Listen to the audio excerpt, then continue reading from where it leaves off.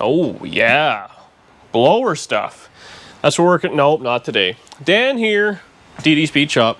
I'm working on that. Don't worry. Next video, we'll get it all dialed together. But today, after work, I picked it up. So, if you have any new here, or you weren't around for a while, or whatever happened, this, you know what? There's no junk around here. It's kind of boring. This is my 2008, I think, Chevy 1-ton, single wheel, gas, which I had turned into a wrecker last year. I pulled some of the wreckerness out. We left the main section in, but the boom's right there, and then the sling and all that's actually on the other side.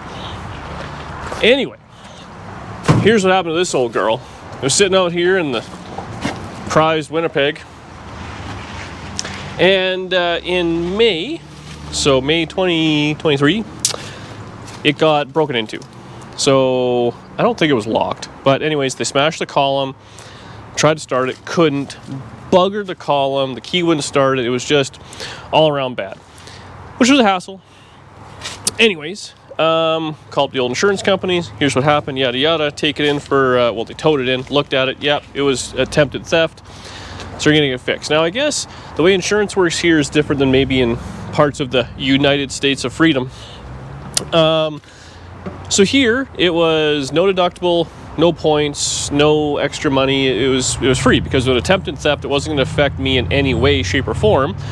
So there you go. Why would I fix it? A lot of people say, well, fix it yourself. I get it. Anyways, and I probably should have, looking back. Take it in, found a place that could get to it. It was no big deal. They said it'd probably be like a month worth of wait. And that was like end of May. I said, no problem. We're going on power tours June. I'll get it back beginning, middle of July. I wasn't really needing it. Gonna be out of town for 3-4 weeks anyways. Perfect. Well, that didn't quite happen. Now, if you go back to a few videos ago, maybe I'll put a link in it or something like that. I went to go check on the truck. It wasn't in the greatest shape. I'd been kind of lied to at the progress as to where it had been and stuff. So I made a video about it and I put it out to you savages. And you guys lit the dealer up. And immediately guess what? I got a phone call next day. And it was a situation, airplanes. The lady who called me back, I feel bad for her. She had nothing to do with it. Nothing was really her fault. So the truck had gone in for some repair. It needed a new column put in, and kind of, that's the way it is. Anyways, we have a new column in it now. Look at that, ooh, Anyways, so we do all that. Some of my junk here. The problem was, the guy who was dealing with it, he ended up kind of telling me a few things. Here's where it was. Don't worry, the column's done. Yada, yada, yada. As it turns out, none of that was really happening. He was then relieved of his position. And at which point, a lot of the stuff he was working on fell to the wayside. I was one of those somethings. I did try and reach out. Didn't really work out. Yada, yada. Made the video. You guys took care of that. Anyway. The lady, she was fantastic. Called me, said, okay, here's the deal. I'm terribly sorry, yada, yada. We'll get this thing fixed up.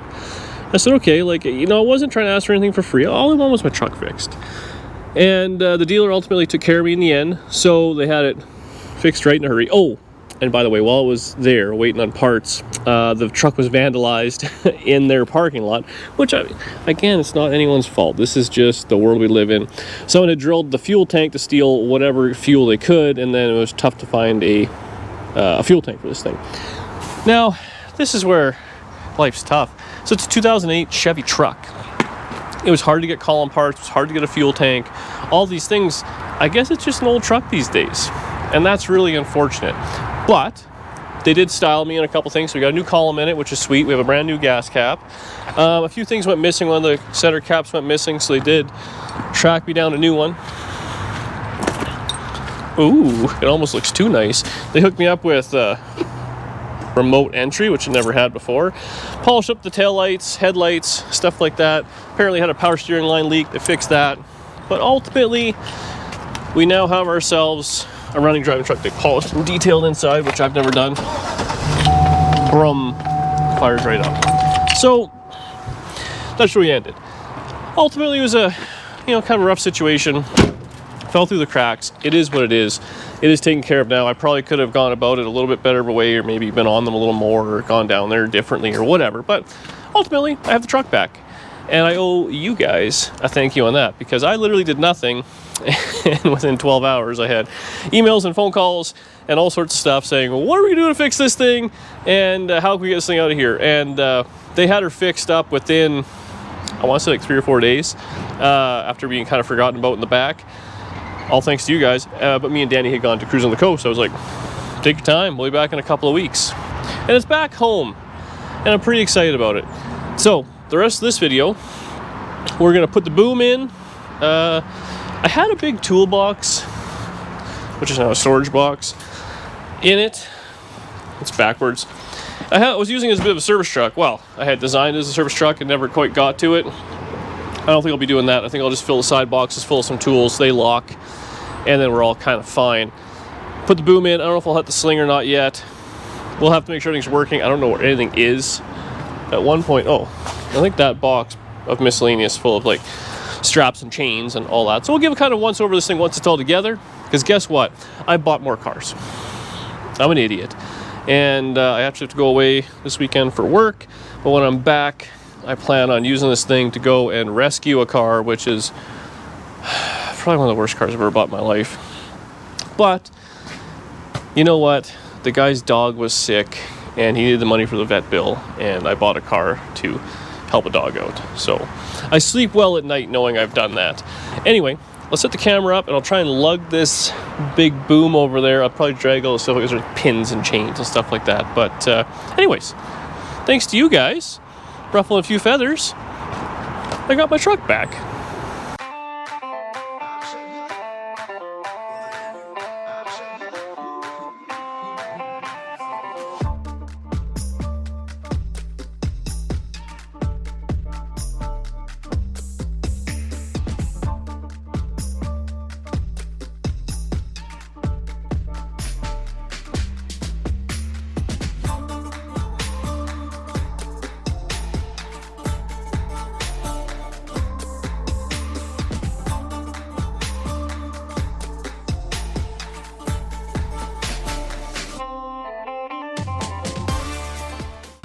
So here is a roundabout list of what I have. These two safety chains, miscellaneous extra chain.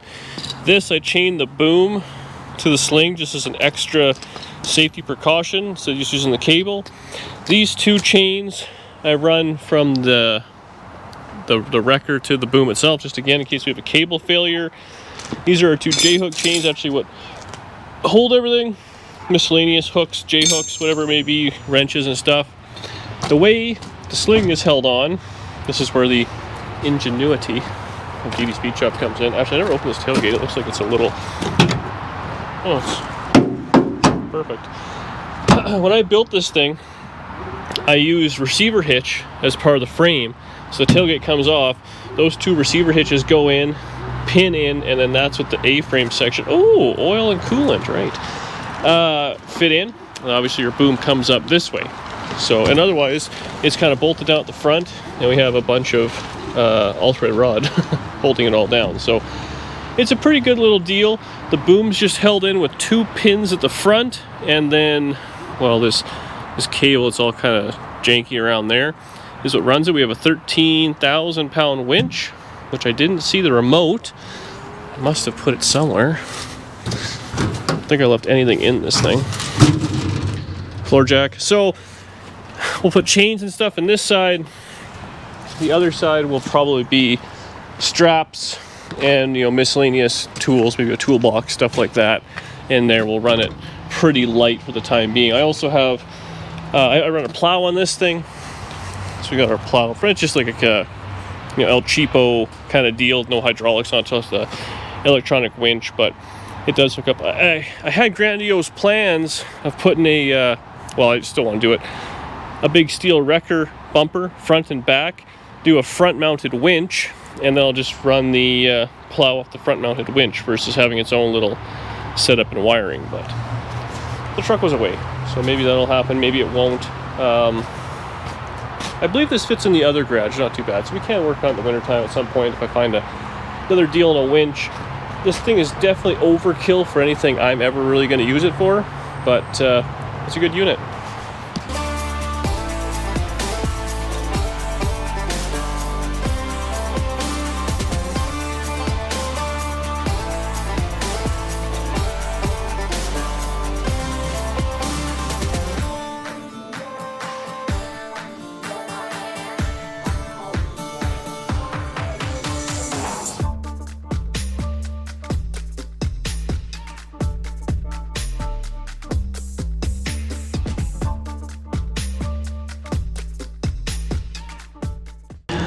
Put the boom on, the camera kind of stopped recording there, whatever, it was what it was. So there's 2 pins at the bottom that hold it. We have this top cable that runs back and in, and there's a little kind of a carabiner boat winch style thing which holds it up. I ran a couple of chains just for safety, makes me feel a little better. The boom does telescope in and out, so I like it right about there. It's out a little bit, but ultimately that's where you have kind of the best ride. Now, we're going back here a little bit, but I love this tow truck. I look for this specific truck for a lot of different reasons. So around here, 10,000 pounds is a magic number for GVW, for truck needing inspection and lights and all sorts of things like that. So this one is like 99.90. So, and it was built like that on purpose. I'm not doing anything different. That's why they built this truck. I want a single axle, a dual axle here. I like being in the city, cannot be parked on the street overnight. So this absolutely can. I want a gas motor because it gets to be 40 below here, and the gas LS motor, boom, fires up. You know, makes its ticking and noise, but otherwise it's perfect. Easy to get fuel for it anywhere you want. At this point now, fuel's cheaper, right?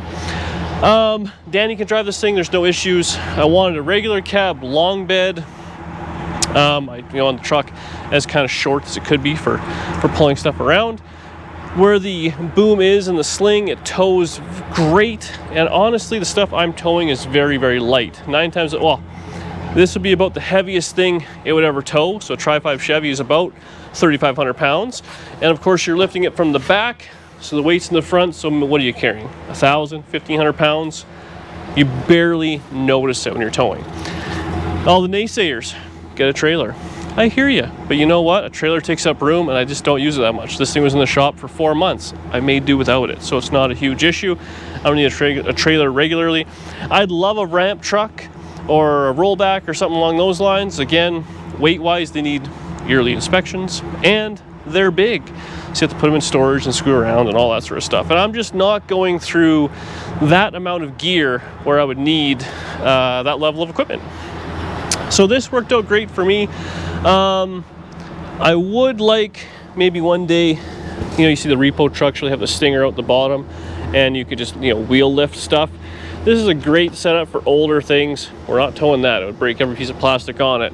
Well, I shouldn't say that. You can tow anything with a sling. You got to create it with blocks of wood and all that sort of stuff. But for what I have here, hook it up to the diff, let it rub on the bumper, lift it up, and you're gone. And 9 times out of 10, I'm towing junk.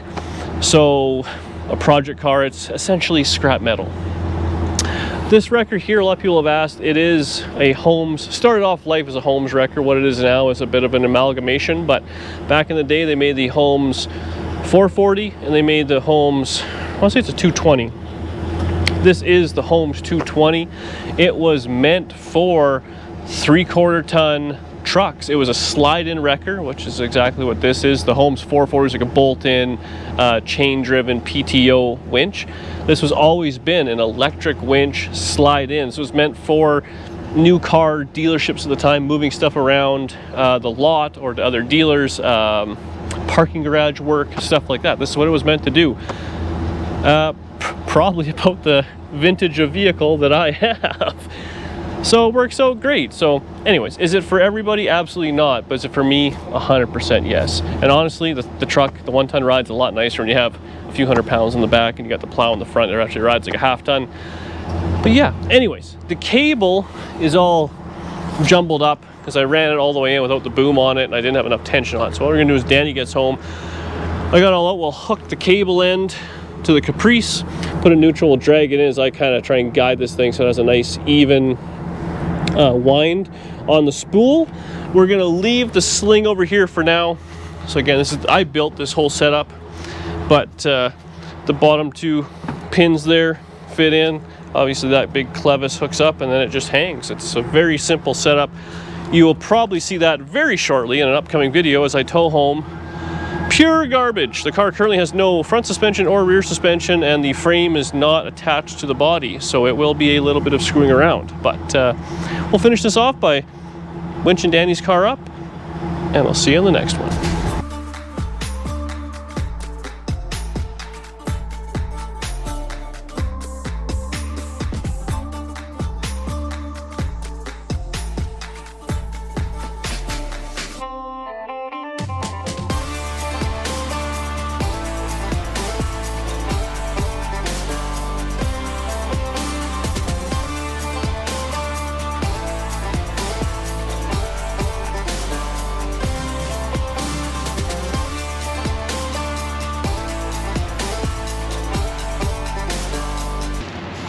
All right, she's all did up.